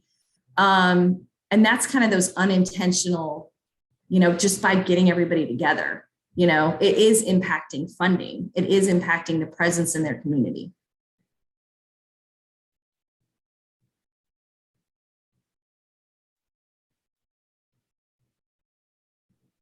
Amber, can I ask, so one of the tensions I think sometimes in advocacy is around whether you're, and our last speaker talks about how you can be both and, so I hate to bring up a false dichotomy here, but like whether you're like really looking long-term at what do you want the system to look like in 15 or 20 years, or whether you're looking at like, what is the urgent burning fire that we need to focus on today? And part of my head goes to, I think generally funder collaboratives are a little slower moving than most advocacy organizations, and I'll say philanthropy on the whole is always slower moving than the political process. So knowing those two things, do you have a sense for like whether your collaborative is really going to be more of this, like we're the long-term eyes on the prize, 15 to 20 years down the line, early education voice, or are they going to be more likely to be like, oh, quick turnaround, we need a letter of support for ARPA funding? Like, it's going to be, it is both and. It's quick wins and major projects. So the theory of change that you saw is a really scaled back version of what we had. And so in that center, and can y'all still see my screen? Okay. So in the center, and I never know on Zoom if like my view, like I'm seeing all of your faces. Is it blocking your view of my screen? No. Okay. I'm just making sure. Okay. So the center of the identify short and long-term strategies, we have that into two columns, and then equity and systems change were like at the top as like the container holder. And we had quick wins and major projects. And we were thinking about engagement, investment, advocacy in that way, quick wins and major projects. And so to answer your question, the quick wins and advocacy for us, I mean, for the collaborative itself, not like outcomes, are going to be identifying the guardrails and who can sign on to things and what are the things we can all agree that, we can have a quick win or signing on to something. So as a project director, I need to work with our 20 foundations and start working on that in terms of, so we can achieve a quick win of signing on. We have a lot of, I will say, I always approach it as success is the three-legged stool of relationships, process, and results. And everybody tends to have a favored leg of that stool. I am process. One of my co-chairs is heavily results. So if I don't have quick wins, it's going to be like nothing's happening. You know what I mean? Like we're not doing anything. So we have to be intentional. I mean, that's everybody kind of, right? Like, well, what are we achieving? What are we doing? So it's being intentional about what and getting in the plan. What are our quick wins for 2022 so that we can know what we're achieving? What are our major projects? Being intentional about that. So for me, I like to set everything up so that people can see themselves or see what their interest area is, or just to communicate where we're at. That's so for advocacy, I think a quick win is going to be, like I said, being able to sign on to something, understanding our guardrails and what we can sign on to. And then also making a decision if we're going to, through the pooled fund partners, like if we're going to fund advocacy partners, or if we're just making the decision, or if we are going to maybe do that and have our own advocacy strategy, our own advocacy voice. So making that decision will be a quick win. Major project will be if we have our own voice and we have our priority areas, then what is the strategy for, what is our advocacy strategy in that? So it's breaking it down to see, how you eat the elephant is one bite at a time. So identifying those quick wins to get to that major project. So that's how I kind of couch everything and help people tease things apart for a collaborative to get there. And what's the urgency? Those quick turnarounds, they need, it's like by the end of today, can you get signatures, So that's a quick win. I think people want us to be able to do that. And I think if I can't do it as Investor Alliance, I want to be, a quick win is I want to be able to identify for you the philanthropy sector in early childhood, right? Who can't sign on quickly. So I can ping them, and say, hey, I don't know if you saw this, it might've gotten buried,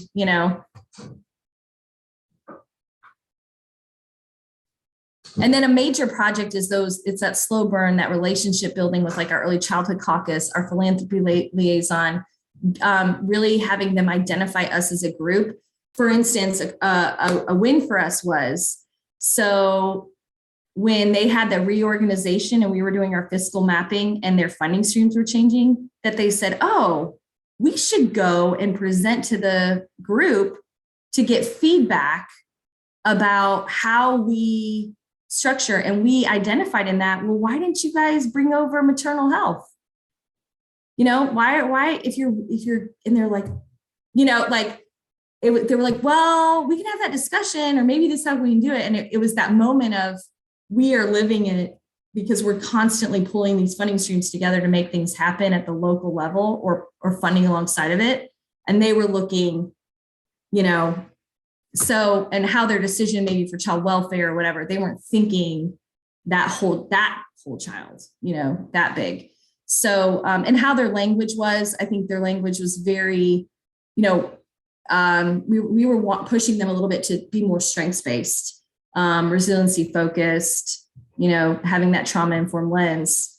And so it was a good conversation. And I think our co-chairs identified that was a win. Like that wouldn't have happened, 3 years ago. They wouldn't have had a place to go to for us to advocate about how they're structuring the funding in our state. But that was just a conversation. You know what I mean? That wasn't like a formal advocacy strategy.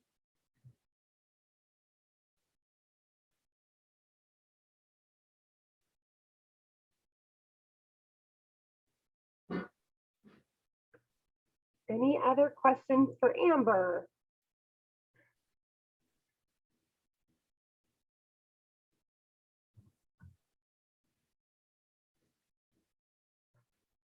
All right. Amber, thank you so much for spending some time with us. It's really, really helpful. It's great to see what you're doing in a state like North Carolina that I think has a lot of, at least political, sometimes similarities to Kansas and Missouri. So really appreciate your time. Awesome. Thank you. And I'm happy to stay in touch and learn from you guys too. We got to all help each other out. So I appreciate it. Thanks, you guys. Thank you, Amber. Bye. Bye. I'm trying to leave, guys. I promise. How do I get out of here? Saying nothing but things about North Carolina. Don't worry. All right, guys. That was interesting. I would say we had two very different ideas of what advocacy can look like, which I think is kind of part of the point I want to make, that there's ways that you can take this and make it work for your organization and your foundation and your collaborative and your personality. There is absolutely more than one way to be an advocate. I want to carve out some time here at the end of our day to do some just shared debrief thinking here. Y'all can still see my screen, right? Oh my gosh, just 1 hour with someone from North Carolina and I said y'all. I don't usually say y'all. Look at that. All right. So the questions I want us to do some debriefing on, and again, we talked about this a little bit at the beginning, there's some things you'll see here that you'll think I want to do that, Graham. I would love to do that strategy. I want to participate in that and be part of that. And I want to be America Cox Mitchell someday. There's things we might want to do personally, and there's things that feel like good fits for our foundations. And I want to carve out space for us to acknowledge both of those things. So I would invite each of you to just spend a couple of minutes on your own. Feel free to stay on video or hop off video and just take a couple of minutes to write down some big ahas for you about what really resonated with you personally about any of the strategies or ideas we heard today. So say like 11:21, we'll all gather back together.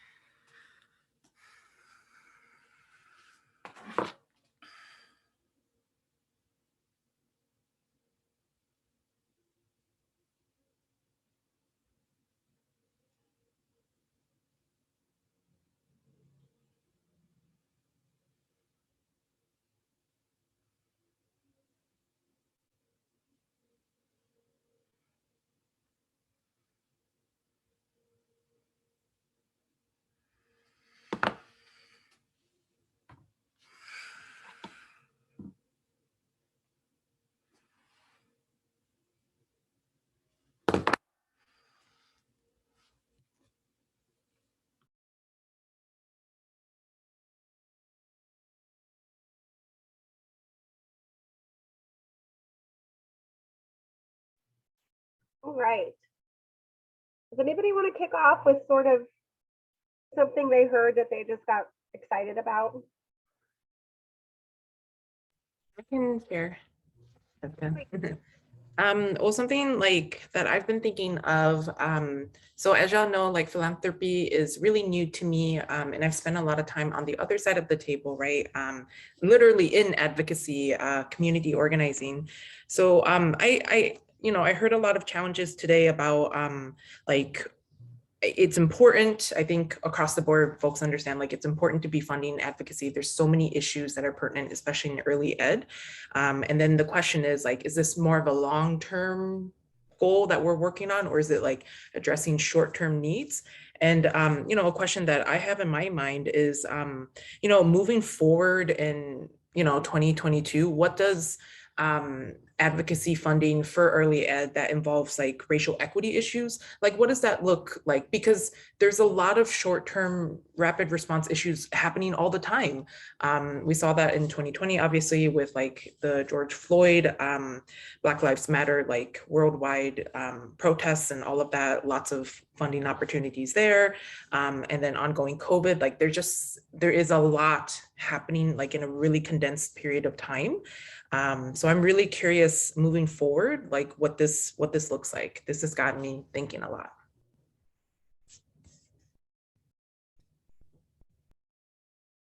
Do I popcorn it to someone? Feel free to, or why don't we just do all comers? Who wants to go next? Yeah, yeah.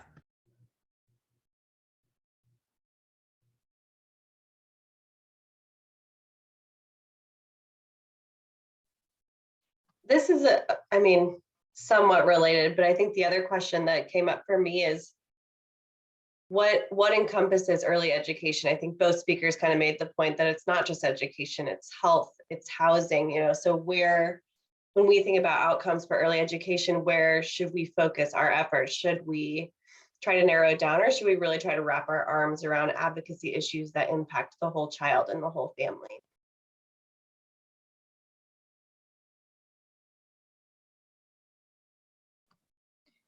There were 3 things that I jotted down that excited me, that completed the sentence, I wish my foundation would or could. One was start a C4 org. So I don't know how crazy that is, but that'd be pretty cool, like to be able to fund lobbying and be very explicit about the types of policies that are important to us, would just allow us to do so much more without having to be so careful. And that's what I think I heard America say too, was one of the reasons they decided to do that. This idea of the philanthropy liaison was really interesting to me, having an insider who is going back and forth between the philanthropic organizations in the state in North Carolina and inside the administration or agencies, to just give play-by-plays and then kind of probably spur ideas with the knowledge of funders and that role. And so I imagine that's really valuable for them. And I don't think we have anything like that that I can name right now in our state or in our region. So our advocacy partners, I think, are kind of playing that role in some ways, but they're not specifically, they probably don't have the foundation experience that it sounded like this person had. So it was a little more unique. And then also when she was talking about the pooled funding, we've been there. So we've done some pooled funding, but just, you know, I don't think it's ever like off the table for our collaborative. So my head was going back and forth between individual foundation, wearing my Kauffman Foundation hat, but then also as a collective here is the Early Education Funders Collaborative in Kansas City. So we've had the pool fund. And one of the things that she raised that we've always noticed we always knew was a benefit to having that pooled fund was your ability to be nimble and to do some things that you couldn't do individually because it didn't fit your strategy or your board wasn't comfortable with it, or again, because your process was too lengthy and then you missed kind of rapid response opportunities. So that's something that I just feel like we should never take off the table as a funders collaborative. And if down the road we decide to have more of a focus on advocacy, and that means a pooled fund to be able to react when issues arise, then maybe that's something that we should consider.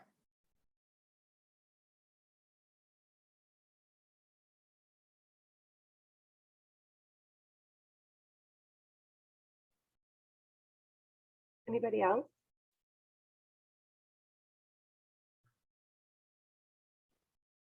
I think for me, the two, and can you guys hear me? I have been these, okay. I think for me, like the two biggest takeaways from this was kind of what you spoke to, Rebecca, is that focus on early childhood rather than just like early learning, and shifting from that academic focus to that holistic focus.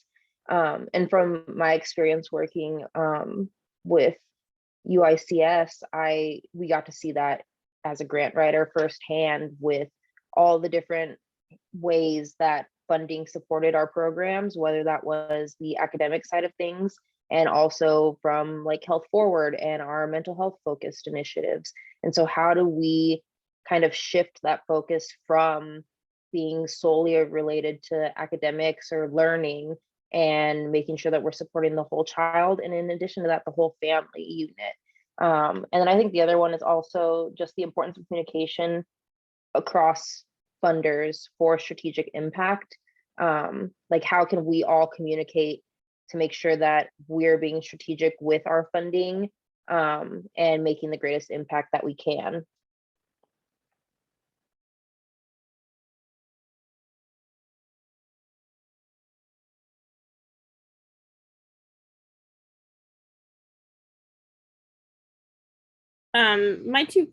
One of my takeaways, Hallie already said, which was like the C4 piece. I thought that was really interesting. And in certain ways, we have done that. The foundation, and in certain ways, we haven't. So, anywho, but I also really liked America's point around like how you can elevate different folks as experts, and by investing in them and elevating them, they become now the experts, and they have much more proximity to the actual issue. So I thought that was really important. I thought that sense of how important obviously trust is. But I really appreciated the point that Amber made around being able to understand kind of the small wins that are necessary to also maintain those relationships and trust.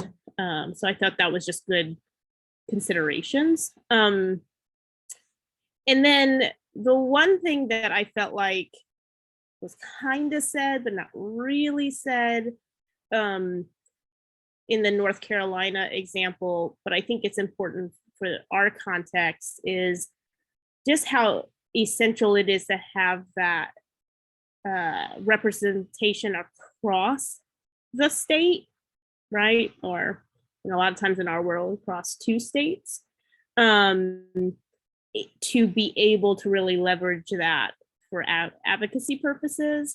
Anyhow, I just thought that that was super important, and how to think about a state coalition in our context.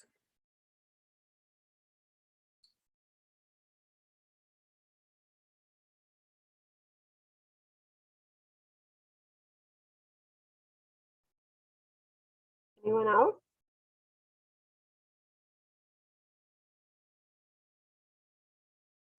I'll highlight one note that I made that I think was interesting, and it sort of applies a little bit to your comment, Miles. I think one of the themes I heard between both of them was this idea of breaking down silos and getting everyone to at least view themselves as being part of the same team, whether that's Head Start providers versus childcare providers, or early learning versus a broader definition of childhood, or early childhood well-being.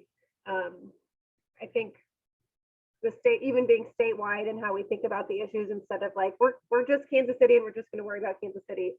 I think there's a lot of really, I guess I keep going back to like one of the best positioned entities to do that is philanthropy in many cases, because no single advocacy organization can break down those silos necessarily on their own, because part of why they exist is to pursue their sort of singular purpose.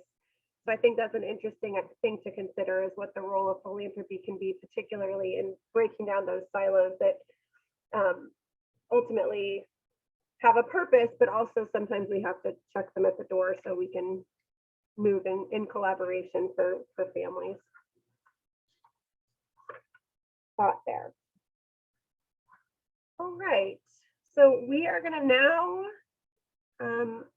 sort of ask the opposite, a flip side of the same question, which is, are there any strategies that you heard about here that you just thought, oh my gosh, this sounds exactly like something my foundation would do?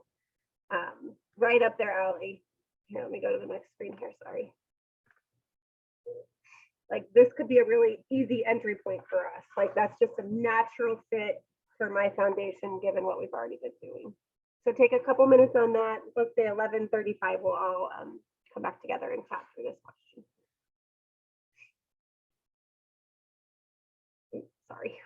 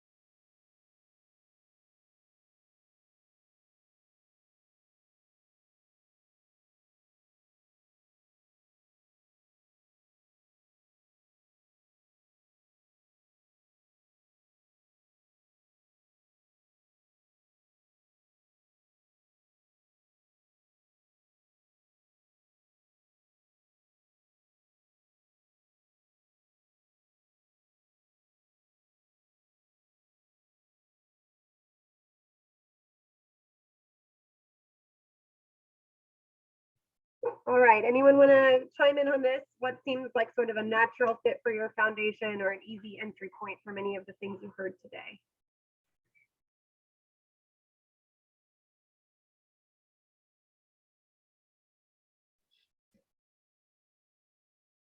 I'd be glad to just share to start. I feel like United Way sometimes sits in a different sort of place than a lot of local foundations, just given our fundraising and funding, and we often sit in a place, and I'll answer. I didn't comment on the previous one, so this will kind of be two in one. I mean, personally, and this is what I feel like I kind of work toward in my personal career trajectory, as well as I'm able to do this in my role at United Way, is the goal is around creating shared systems that create value for the end users, right? I mean, this is an example, and I sit in a space where I'm able to be at the table at a lot of work around that. So in healthcare, also early childhood, certainly in this role, and others as well. And it's big work and it's hard to do, but I think, I don't know, that's the overarching intent or goal, right? To create a shared system that is less fractured than we tend to be already. And for United Way, I think a natural fit is we do in a lot of ways, or have had experience being that partner to bring agencies or bring partners together to kind of be an organizer behind that. And I just would be happy to share detail. I couldn't help but be reminded, and Hallie, you know a lot about it. I speak with you periodically and keep you updated on the home visiting space, which I've struggled for many years now, in that it seems a little disconnected from early childhood education sometimes, and would like to bring those, it's all together, right? It's all early brain development. That's what matters here. And so there is a lot of what we're talking about on this call as far as statewide and advocacy and a statewide coalition even, that's all happening and being developed in home visiting. And so how can we fold the whole early child care scene together into that infrastructure?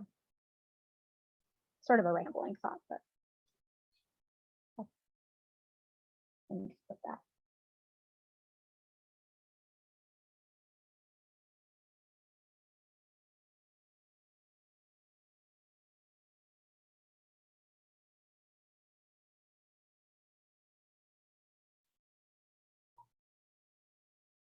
Anyone else?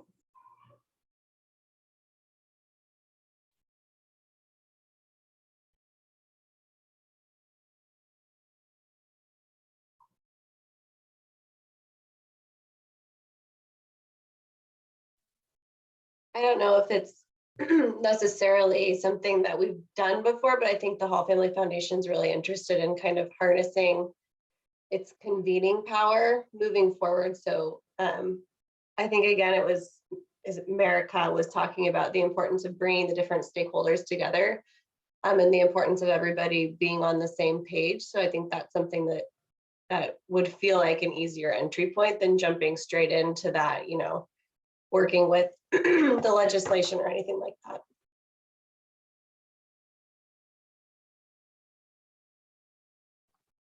Jessica, can I share something that I'm still struggling with? And I can't figure out if it's just me being me and like I need to frame this different. I felt America pushing back on it a little bit. So I'd love to hear others' thoughts. So like when I'm thinking about this question, what's an easy entry point? So I'm like, okay, we have the Kauffman Foundation has been working with some amazing partners who, whether they're community-based organizations or whether they're more grasstops advocacy groups across the state, who go through this process of setting some priorities that are, they're going to directly align with what is important to Kauffman as well. So I think that she's right in saying like, we're not coming up with the priorities here. Like we're leaning on our community who has already identified them, has been identifying them. Like Kauffman's not coming up with those, or the funders are not coming up with those. but I still am trying to go to this next step of like, okay, so, but then what? Then how do I figure out what role I play, what role we play in helping advance those priorities? Like, I'm trying to map this out to be able to take the next step, and I can't figure out what that looks like.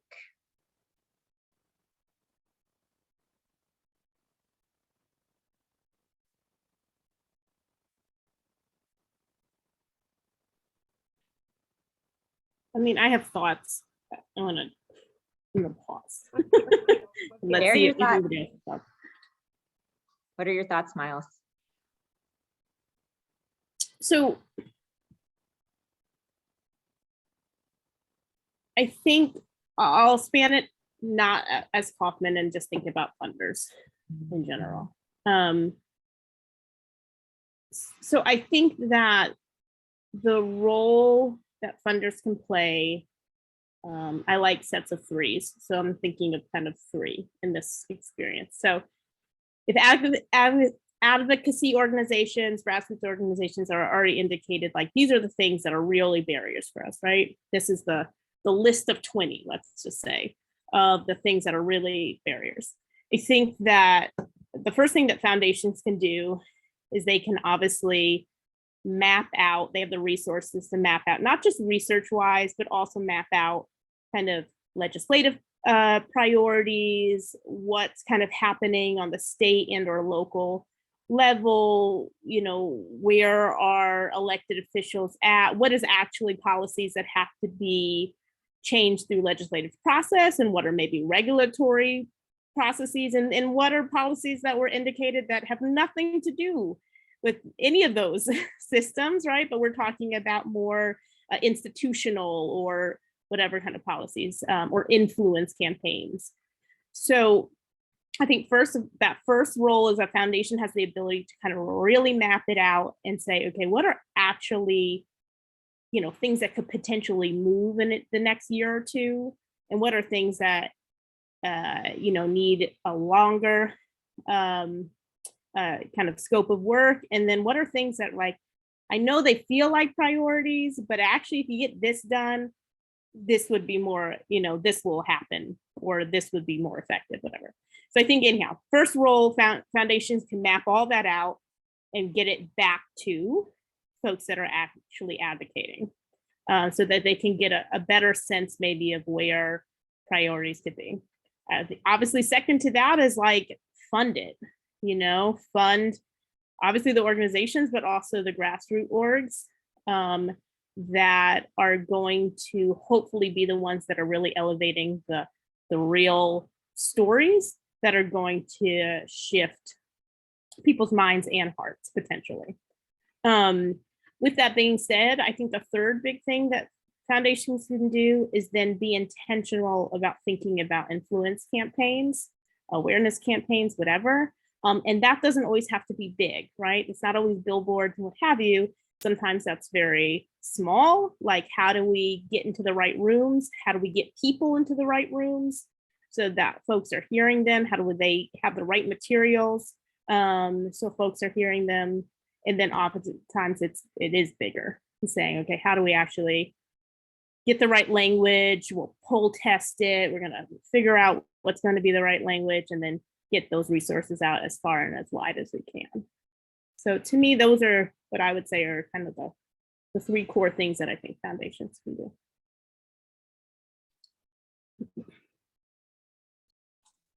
And I'd add to Hallie, I think part of what we will start doing in that next session that we're all together is really, there's a lot of ways to operate in this space, but I also think there's like 3 or 4 kind of standard archetypes that most foundations will fall into. Some of them really position themselves as think tanks, as like we're going to just research the issues and get information out to people and hope that that results in change. Others really view themselves as being kind of a field builder of like, we are kind of agnostic about the outcomes that come out. We just inherently believe that more advocacy groups with more families and more parents and more providers and a better infrastructure at the state, if we put all of those kind of pieces in place, we will necessarily see better outcomes. Others might view themselves as more of a like lead strategist, where they'll say, I have a good example of this. This is a totally random example, but it's a good one. There's a foundation in, I don't even know where, I think it's in Houston, and they're like really concerned that no one's talking about the possibility, this is a real thing, you guys, that like artificial intelligence is going to take over the world and kill humanity.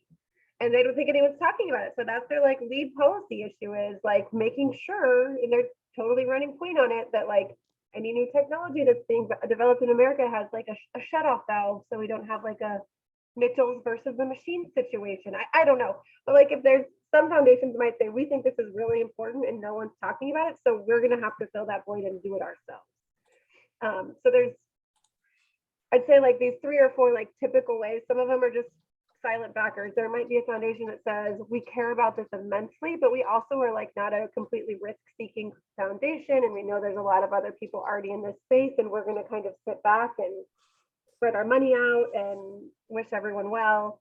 So we'll spend some time really thinking about which of these your foundations feel like. And it does have to do with sort of risk tolerance. You know, America at one point kind of offhandedly mentioned, like, we have so many crisis PR firms on hand. Like, is that something your foundation really has the stomach for doing? Is the kind of advocacy that's going to result in PR backlash? And if so, great. Let's prepare for that. Let's think about that. But I think kind of figuring out which of these types feels like you. And again, you can be more than one thing, and you can dip in and out depending on the issue. But I think it's, oh, John, what if they are AI in disguise?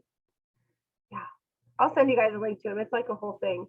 But I think it'll be helpful to just know the different like ways and start, because you do really, the other thing I'd say is, on the one hand, being nimble is great, and on the other hand, if one session your foundation is just in the background giving out money, and then the next legislative session suddenly you want to run a legislative campaign, you can't fabricate the staff and the relationships and all of those things out of thin air. So kind of knowing your foundation's like preferred mode of operating around advocacy will help you like build the grant portfolio and the systems and the processes and the staffing that you need to actually operate that way. I think a lot of the trouble comes when foundations do a quick pivot and they really don't know what they're getting themselves into. Is that helpful, Hallie? Like, we won't not get there, because I can see that like there was 2 really different ideas presented to us today. Yeah, that is helpful. And we're getting closer to that, you know, like I know we started big, and now we're starting to drill down to actual tactical methods of approaching this work. So that is great. Thank you. Something I would be really interested in learning more about. We heard a lot today about how I think both presenters really define kind of engaging with grassroots as engaging with organizations that are doing the work. I would be really curious to know how they engage with the actual consumer of the product. I think that's a step that gets missed a lot. And I think especially around advocacy, I think it's exceptionally valuable to know, you know, with really firsthand research as to what the consumer is thinking, as opposed to listening just to providers. And I say that because I think there are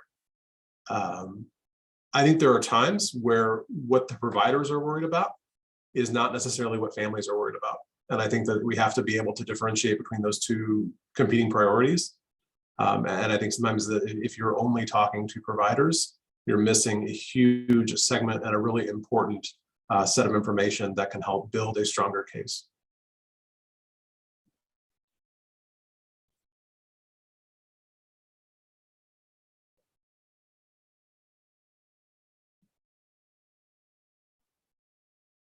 Great.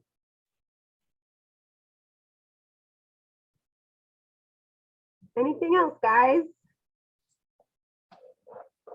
I was gonna, before we wrap up here, thank you all for your attentiveness. I know Zoom is getting old. I also just found a podcast about the philanthropist who's worried about computers taking over the world. So I'll send you guys that if you want to listen to. My kids would call it an eccentric billionaire, I believe is maybe the best way to describe this man. Just a refresher on where we are. So Session 4 is when we'll start doing some of that self-assessment. And I want you guys to be thinking about it, not necessarily as a self-assessment for you as an individual, but your foundation. So we will probably do some clumping there of having the Kaufman people and the Hall people and the United Way people all do some of their work independently, maybe outside of this call. So you can have some of those conversations to really check with each other about where you think your foundation's kind of appetite would be for this sort of work. That will be February 16th. One thing I would note, we have this marked for in person. I have no idea what the world is going to be like on February 16th, just as I had no idea what it was going to be like right now. So I will let you guys know. I'll probably check in with all of you about a week before that on comfort level for meeting in person. If we did meet in person, it would be at the Kaufman Foundation Conference Center, which would be masks required. We do have some time in there for eating. I might suggest that we actually get our lunches as boxes to go. We'll cross that bridge come early February when maybe this pandemic, I'm sure it will be different. I don't know what the different will be like, but I'm sure it will be different. So with that, I think you are all free to go, unless there's any questions before we wrap up.